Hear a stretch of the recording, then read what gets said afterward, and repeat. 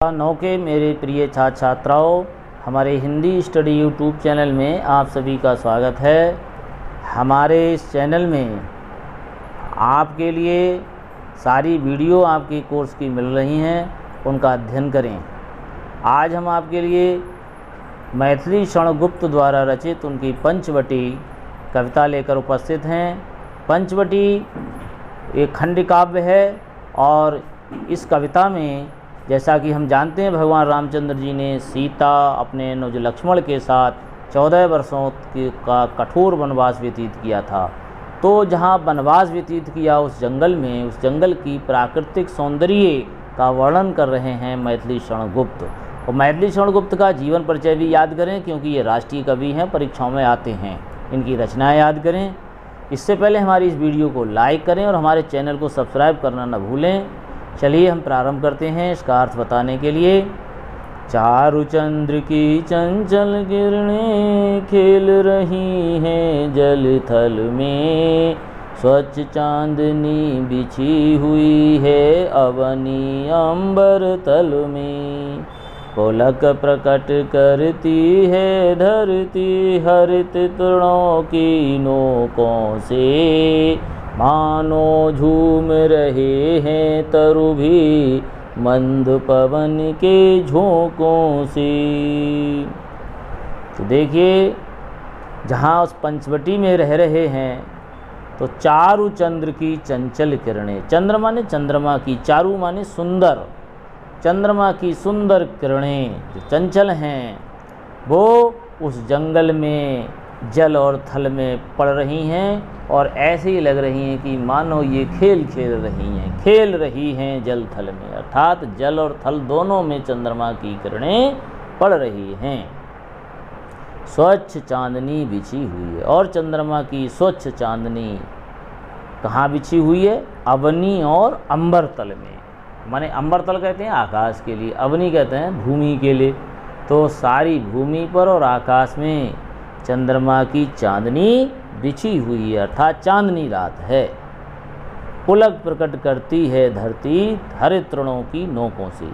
उस रात्रि में तृण कहते हैं घास के तिनके, हरित माने हरे, हरे घास की जो तिनके हैं, नोकें हैं उनकी, वो हवा में झूल रही हैं और ऐसे लग रहे हैं वे घास के तिनके हवा में हिलते हुए कि मानो वे खुशी प्रकट कर रहे हैं कि भगवान राम, सीता और लक्ष्मण के साथ हमारे आज पास में हैं और उनके हमें दर्शन हो रहे हैं, इसलिए वो खुशी हैं। और मानो झूम रहे हैं तरु भी, और वहाँ के पेड़ भी, तरु माने पेड़ भी, मंद पवन के झोंकों से, माने वायु के छोटे छोटे झोंकों से वे हिल रहे हैं पेड़। तो ऐसा लग रहा है कि वे झूम करके अपनी खुशी का इजहार कर रहे हैं, इसलिए वे पेड़ भी खुशी है। क्यों पेड़ों में खुशी है? क्योंकि भगवान राम आज उनके नीचे निवास कर रहे हैं।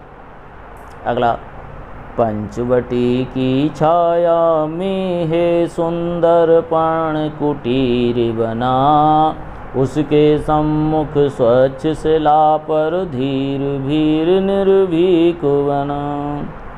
जाग रहा है ये कौन धनुधर, जबकि भुवन बर सोता है, भोगी कुसुमायुध योगी सा बना दृष्टिगति होता है।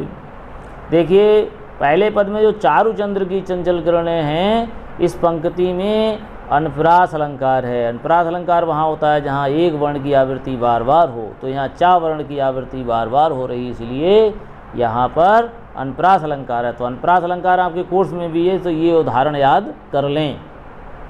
तो देखिए, पंचवटी की छाया में, 5 पेड़ों की छाया के नीचे सुंदर भगवान श्री राम ने अपनी पत्तों की कुटी बनाई है। पर्ण कुटीर माने पत्तों की कुटिया, सुंदर पत्तों की कुटिया बनाई है। उसके सम्मुख स्वच्छ शिला पर, उस पत्तों की कुटिया के ठीक सामने गेट पर एक बहुत बड़ा पत्थर रखा हुआ है। स्वच्छ शिला, साफ सा पत्थर है, और उस पत्थर पर धीर वीर निर्भीक बना। एक धीर और एक वीर, धैर्य को धारण करके एक वीर अर्थात लक्ष्मण जी उस पत्थर पर बैठ करके उस कुटिया की रक्षा कर रहे हैं और जाग रहा है यह धनुधर।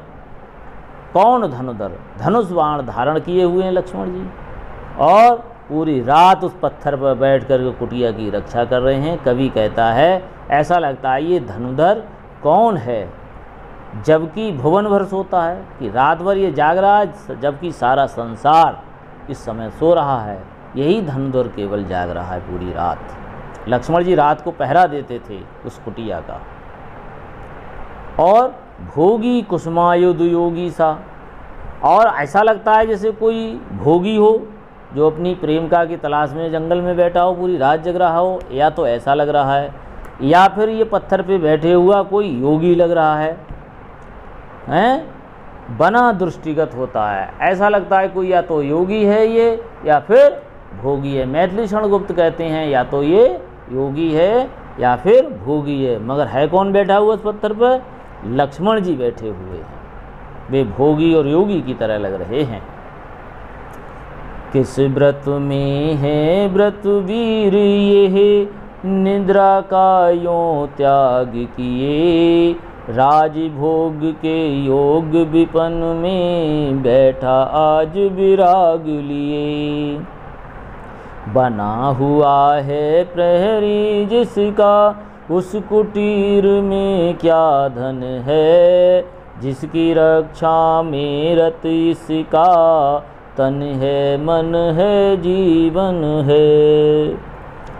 देखिए पद संख्या 2 में नीचे पंक्ति लिखी है भोगी कुसुमायुध योगी सा।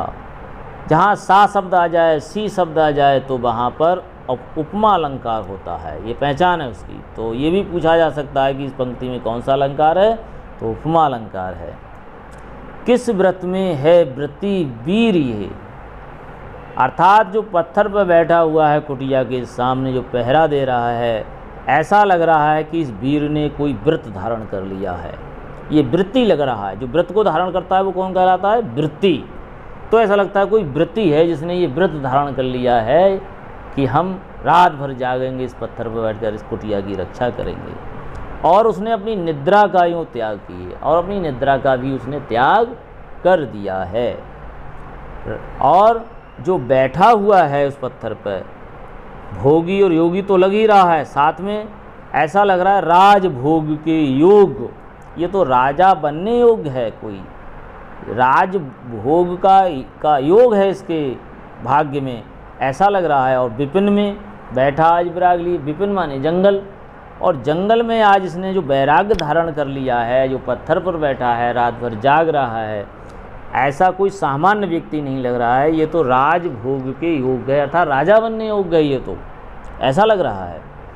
बना हुआ है प्रहरी जिसका, उस कुटीर में क्या धन है। और जिस कुटिया की जो पहरेदारी कर रहा है, इसका रक्षक है, ये प्रहरी है, ऐसा लगता है उस कुटिया में ऐसा कौन सा धन है जो रात भर जाग करके उस धन की रक्षा कर रहा है। मगर उस कुटिया में है कौन? सीता माँ बैठी हुई हैं, भगवान राम बैठे हुए हैं। क्योंकि जंगल में कुटिया है, जंगली जानवर ना आ जाएं, इसीलिए लक्ष्मण जी पहरा दे रहे हैं। जिसकी रक्षा में रत इसका, रत माने लगा हुआ है, काय से लगा हुआ है? तन से, मन से और जीवन से। जिसकी रक्षा में ये तन और मन धन से लगा हुआ रक्षा कर रहा है उस कुटिया में, ऐसा कौन सा धन है।